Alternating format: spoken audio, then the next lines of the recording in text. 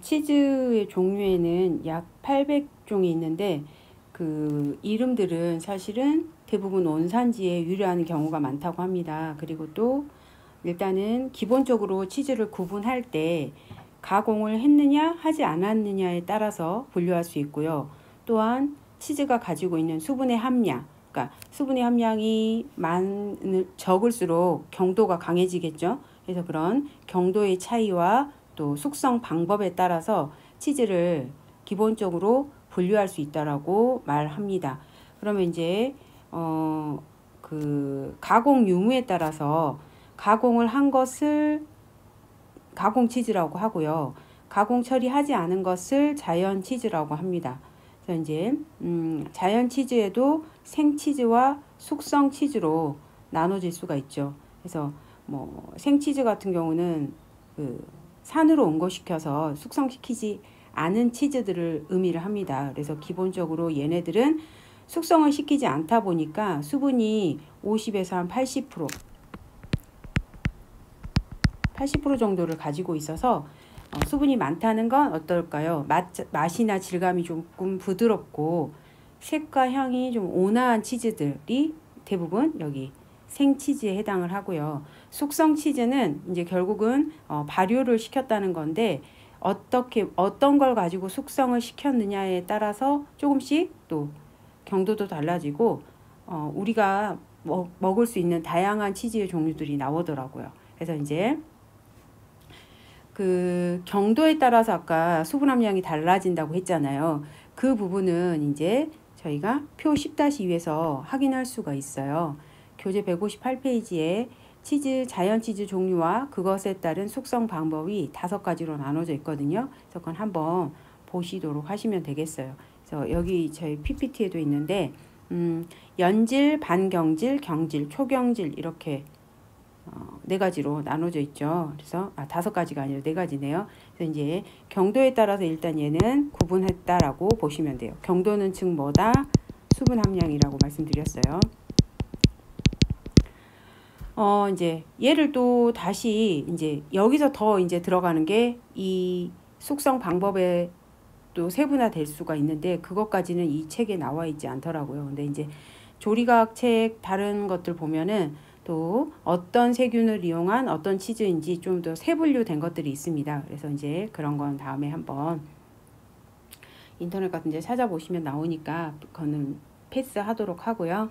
그래서 얘 나와 있습니까? 한번 보시도록 하세요. 다시 넘어와서 우리가 이제 아까 가공 유무에 따라서 가공한 것을 가공 치즈, 가공하지 않은 걸 자연 치즈라고 했잖아요. 근데 이제 그 중에서 우리가 자연 치즈와 가공 치즈의 차이를 좀 이제 여기서 한 번 더 설명을 할 건데요.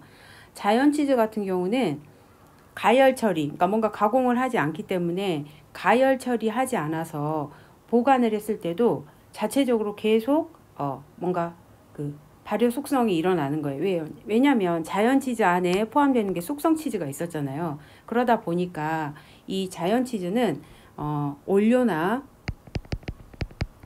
그다음에 숙성 방법 그리고 완성 상태 치즈가 완성된 상태 등에 따라서 그 맛도 다양해지면서 다양한 종류로 이렇게 분류가 됩니다. 그래서 그 대신 숙성하지 않은 치즈는 생치즈 같은 경우는 절대 상온에서 보존하실 수 없어요. 냉장 보관해야 되는 건 다 아실 거예요. 그다음에 이제 가공 치즈 같은 경우는 어떻게 보면 이제 제 생각엔 예전에는 우리가 상온에서 냉장 시스템이 굉장히 좋았던 것이 아니다 보니까 다양한 치즈 형태가 숙성 치즈를 더 많이 먹었지 않았나. 발효를 시켜서 먹지 않았나. 그러니까 한마디로 발효가 어떻게 보면 남들이 봤을 땐 썩힌다라고 말할 수 있지만 우리는 그 발효 과정을 통해서 저장식품을 만들어내는 시스템이잖아요. 그러다 보니까 이제 이 원래 치즈를 만들어 먹었던 사람들하고 다르게 뭔가 상업적으로 이용을 하려다 보니까 대량의 치즈가 필요하지 않았나라는 생각이 들어요. 왜냐하면 이제 왜 제가 그런 생각을 했냐면 사실 가공 치즈는 미국에서 굉장히 많이 사용을 한다 하더라고요. 그래서 가공 치즈는 다른 말로 아메리칸 치즈라고도 한대요. 왜냐하면 20세기 초에 이제 뭐 원초적으로 미국이나 스위스에서 이 가공 치즈를 만들어내기 시작을 했대요. 그런데 아메리칸 치즈라고 불리운다는 얘기는 그만큼 미국에서 굉장히 치즈를 많이 사용을 하고 있기 때문에 대표적인 이름이 붙여지지 않을까 싶긴 해요. 그래서 이제 얘네들은 한 종류 또는 여러 종류의 자연 치즈를 가열하거나 또 용해하는 과정에서 살균이 되면서 이제 효소가 파괴가 돼버리는 거예요. 그 과정 속에서. 그러니까 더 이상 어때요? 그러니까 원료가 되었던 숙성 치즈나 생치즈 이런 것들이 더 이상 발효 숙성이 진행이 되지 않아요. 그러니까 한마디로 그 자연의 치즈가 가지고 있던 효소가 파괴됨으로써 더 이상 발효 숙성이 되지 않아요.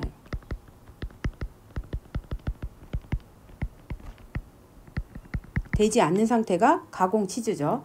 그래서 이제 그러다 보니까 얘는 저장 기간 중에 맛이 거의 변하지 않아요. 그래서 보존성이 굉장히 좋고요. 또 우리가 그 안에 다양한 맛들을 넣어서 만들어낼 수가 있죠. 그리고 이제 우리나라에서 가장 많이 이용되는 치즈 중에 하나가 바로 이 가공 치즈라고 보시면 되겠어요.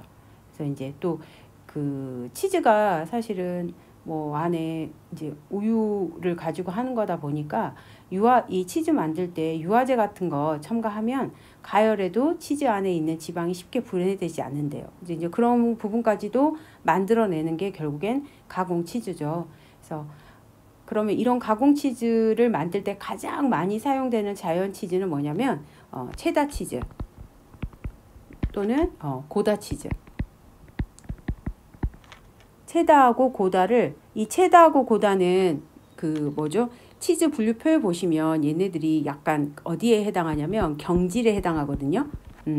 수분이 한 34에서 45%에 해당하는 경계에 있는 치즈들이에요. 근데 얘네들을 가지고 무엇을 만든다? 가공 치즈를 만드는데 가장 적합하다라고요. 그럼 결국에 수분이 너무 많은 것들은 가공 치즈 만들기에 적합하지 않다라고 보시면 되겠죠. 그래서 얘네들을 가지고 가공 치즈를 만들고요. 모조 치즈란 말이 나와 있는데 교재 158페이지에 보시면 모조 치즈에 대한 설명이 나와 있어요. 모조 치즈는 팜유와 같은 식물성 기름에 뭐 레닌이나 카제인과 색소 이런 것들을 넣어서 유화제 넣어가지고 말 그대로 치즈처럼 만든 게 모조 치즈예요.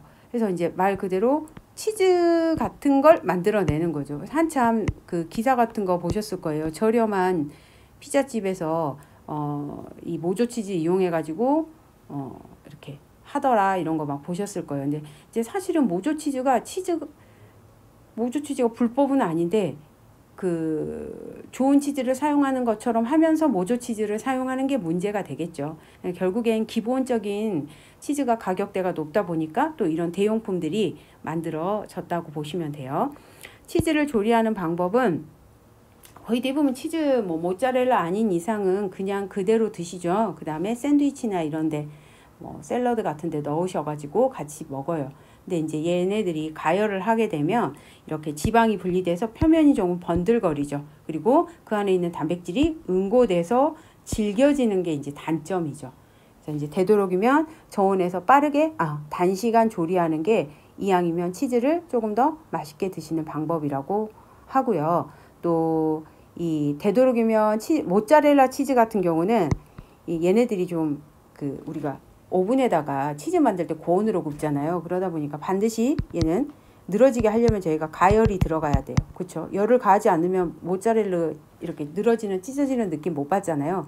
그러니까 가열을 하다 보면 아까 뭐라 그랬죠? 지방이 분리돼서 표면이 번들거린다 그랬잖아요. 그래서 그걸 방지하려고 모짜렐라 치즈 원료는 반드시 탈지 우유를 사용해서 제조하는 것이 좋다. 그렇죠? 기본적으로 지방을 빼고 나서 지방이 없는 우유로 모짜렐라 치즈를 만들면 조금이나마 번들거리는 것을 막을 수 있다라고 보시면 되겠습니다. 여기 있는 그림들은 이제 아마 여러분들이 드셔보셨던 치즈일 거예요. 보시고 이건 아까 설명했고요. 그 다음에 이제 우유의 등급제와 우유의 종류에 대해서 나와 있는데요. 간단하게 보시면 우유는 등급 표시제라는 게 있어요. 표 10-3에 보시면 책 159페이지에 나와 있어요. 근데 이제 이 등급을 나누는 기준은 뭐냐? 결국엔 세균수와 체세포수예요.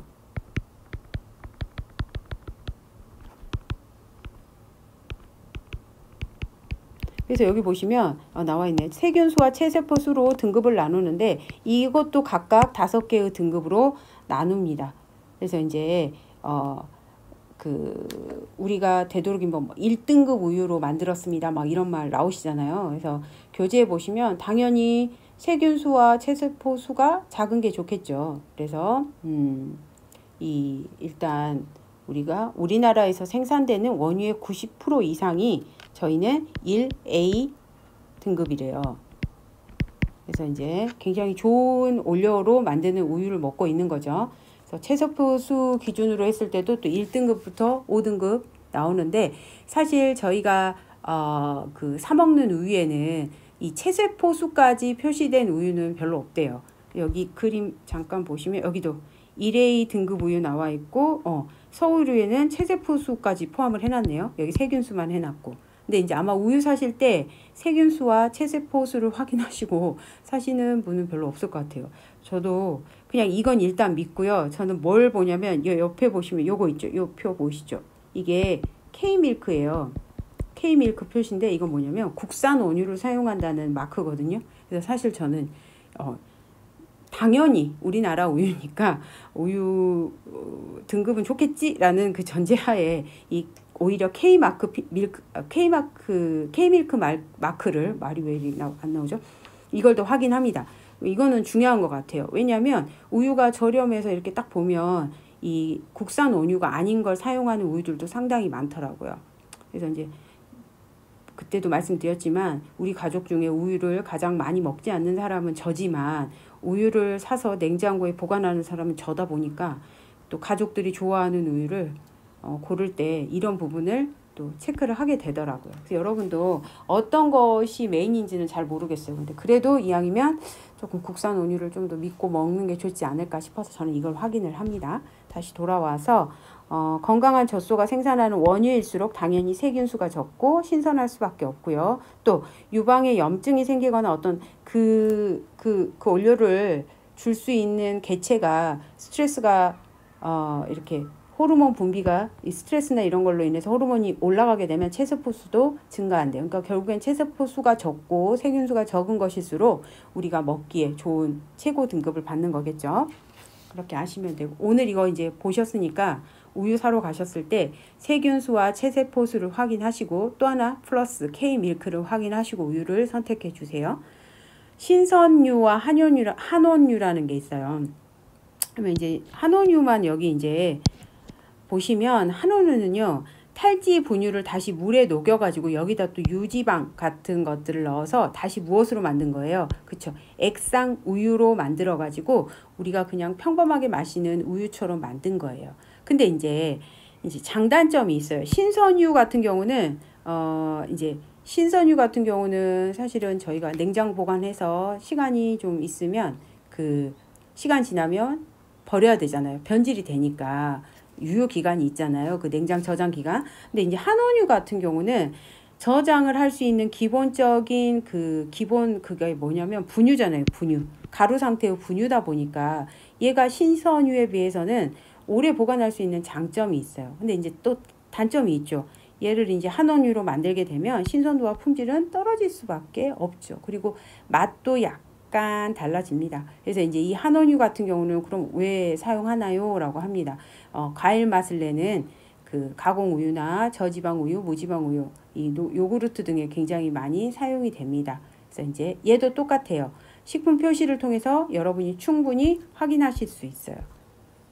여기 보시면 일반유와 한온유를 사용한 가공 우유라 그래가지고 여기 보시면 저지방 우유 또는 환원 저지방 우유라고 써져 있잖아요. 그래서 여기 지금 잘렸는데 저도 잘 모르겠는데 여기도 환원 저지방이네요. 여기 지금 잘리긴 했는데 그래서 그런 그 딸기 우유나 초코 우유 사실 때 뒷부분에 보시고 구매하시면 되겠어요. 그런데 이제 아이들이 좋아하는데 예를 들어서 한원 우유가 무조건 나쁘다라고 좋다 나쁘다라고 말할 수는 없을 것 같아요. 왜냐면 얘는 이제 이런 저장성을 늘리기 위해서 만든 우유다 보니까 당연히 원료를 이걸로 사용할 수밖에 없기 때문에 그 부분을 감안하고 그래도 나는 분유를 만든 우유는 마음에 안 든다. 그러면 이제 안 사주는 거죠. 그죠? 안 드시는 거니까. 그래서 의외로 그 뒷부분을 원재료 및 설명이나 원재료 및 함량 부분에 보시면 우리가 되게 확인할 것들이 되게 많아요.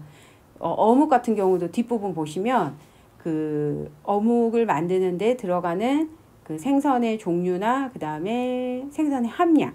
그래서 어묵도 가격이 다 다른데 비싼 것으로 갈수록 흰살 생선 양이 훨씬 많아지는 거 다 아실 거예요. 햄도 마찬가지예요. 햄도 뒤집어 보시면 돼지고기와 닭고기의 비율과 또 돼지고기가 상당히 많이 차지하는 것들 이런 것들의 그 정육의 포함비를 따져보시면 가격대가 나와요. 이제 그건 우리의 선택이죠. 소비자의 선택.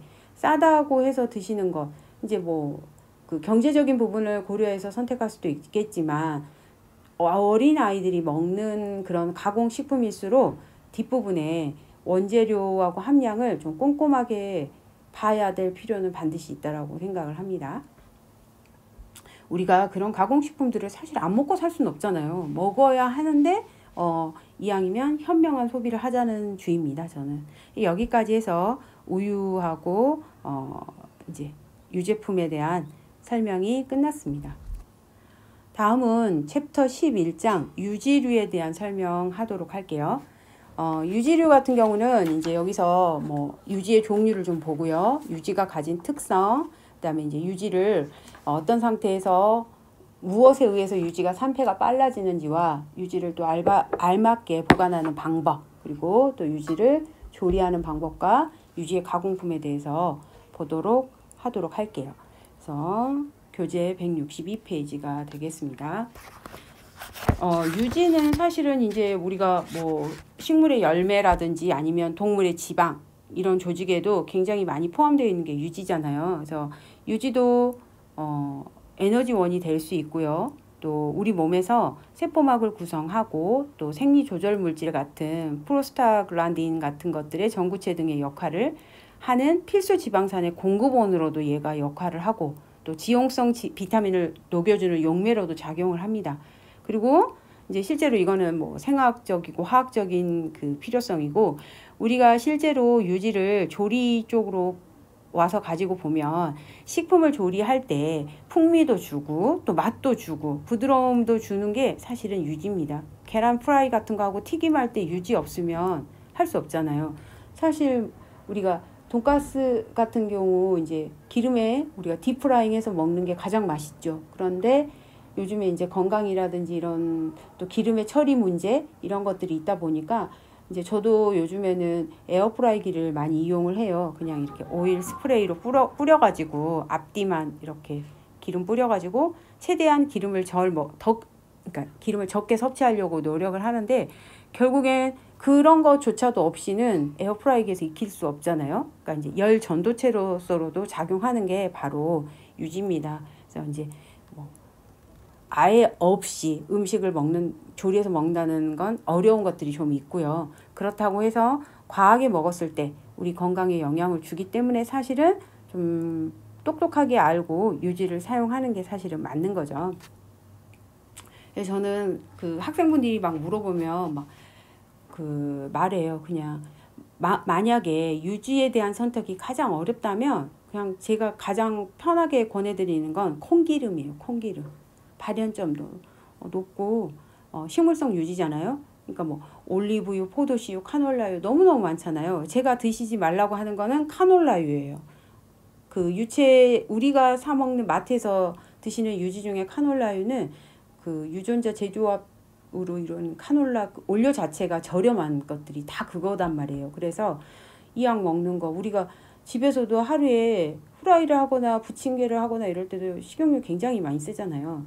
근데 이제 빈번하게 사용하는 것인데 저렴하다고 해서 굳이 그걸 권하고 싶진 않더라고요. 근데 시중에 마트에 가보시면 어느 순간 굉장히 저렴한 오일로 카놀라유가 굉장히 많이 배치돼 있어요. 그래서 저는 카놀라유를 드실 바에는 그냥 대두유, 콩기름을 드시라고 합니다. 아마 다 아실 거예요, 여러분들도. 카놀라유가 왜 이제 그 유전자 제조업 식품에 대한 원료에 대한 어떤 안전성 같은 부분 아직 100% 입증되지 않았기 때문에 이왕이면 안 먹고 덜 먹는 게 훨씬 이제 저는 피해 가는 게 좋다고 생각을 해서 유지는 좀 집에서 드시는 그런 오일은 그 카놀라유는 못 드시게 하는 편이에요. 이제 만들어낸 업체 입장에서는 기분 나쁘겠지만 단지 저렴하다는 이유로 우리가 그걸 꼭 사 먹을 필요는 없다라는 생각을 하니까요. 보시면 여기 이제 식용 유지의 식품 공전에 나와 있는 이게 정의입니다. 그래서 유지를 함유한 원료로부터 얻은 원료 유지를 식용에 적합하도록, 그렇죠. 이게 중요해요. 식용에 적합하도록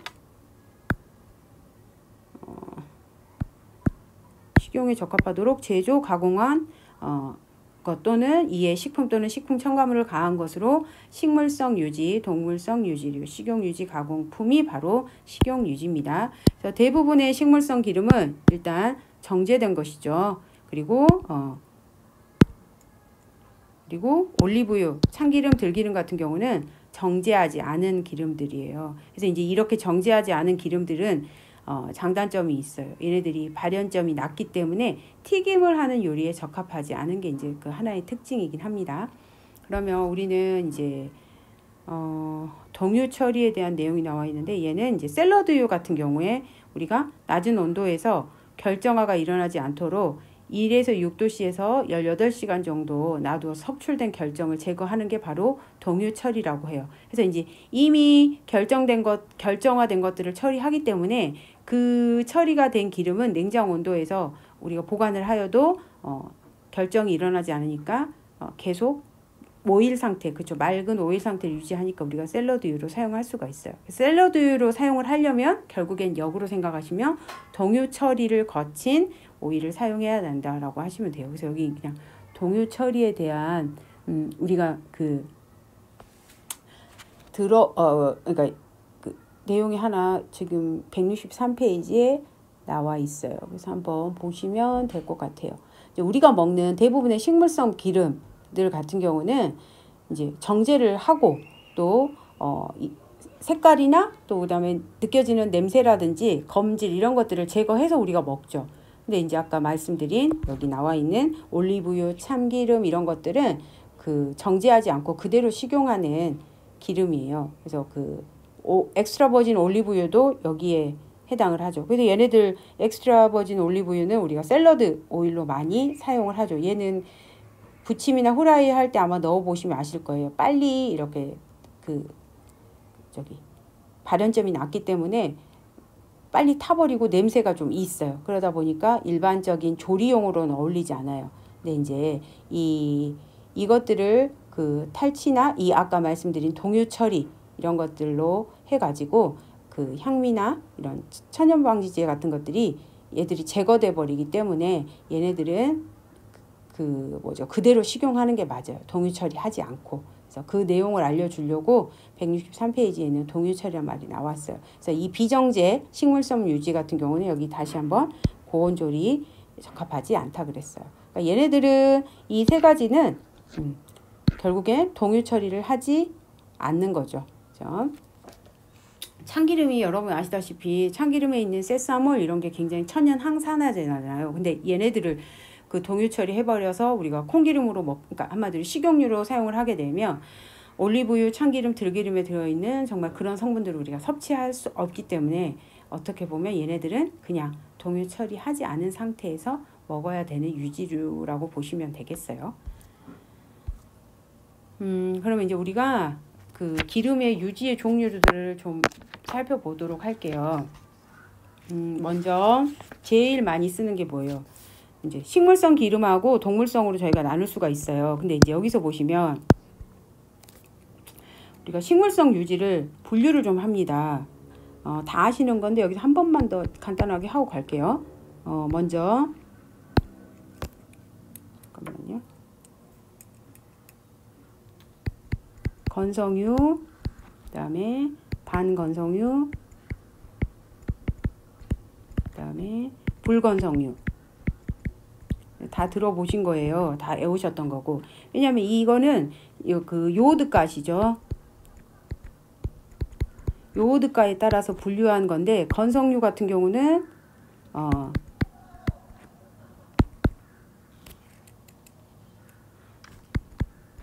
일단 요오드가 130 이상이 건성류에 해당하고요. 반건성류는 요오드가가 100에서 130, 불건성류는 100 이하. 그래서 건성류 같은 경우는 요오드가가 아까 130 이상이라고 그랬잖아요. 얘는 공기 중에 두면 쉽게 굳어지는 기름이에요.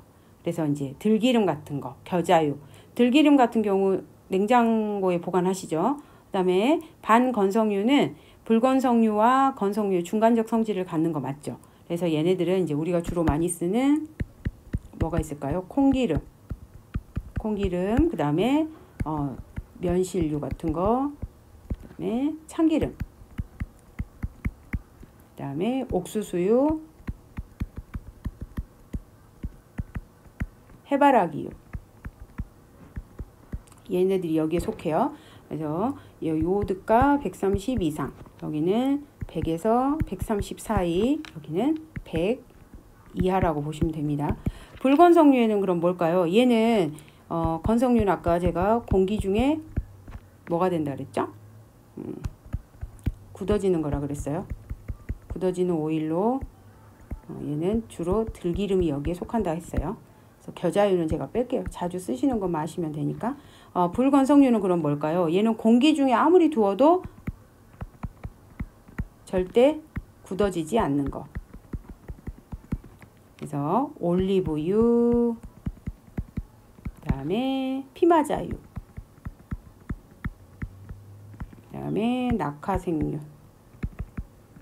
이런 것들이 이 안에 포함이 됩니다. 그래서 이제 유지가 사실은 그 공기 중에 산소를 흡수하면서 산화도 되고 중합도 되고 축합도 됩니다. 그래서 이제 이거는 유지의 성질이죠. 산화, 중합, 축합 이런 것들을 일으키면서 사실은 점점 점성이 증가해요. 그래서 점성이 증가한다는 건 점점 고쳐야 되는 성질이에요. 그래서 이제 이런 유지는 사실은 유지가 어떤 종류이냐에 따라서 그 안에 들어있는 유지가 포함하고 있는 이중결합의 수에 따라서 비례한다고 해요. 이중결합의 수가 많을수록 산화, 중합, 축합을 점점 많이 일으키고 점성이 증가해서 고쳐야 된다라고 보시면 돼요. 요오드가에 대해서 이렇게 일단 유지를 세 가지로 분류를 해봤습니다.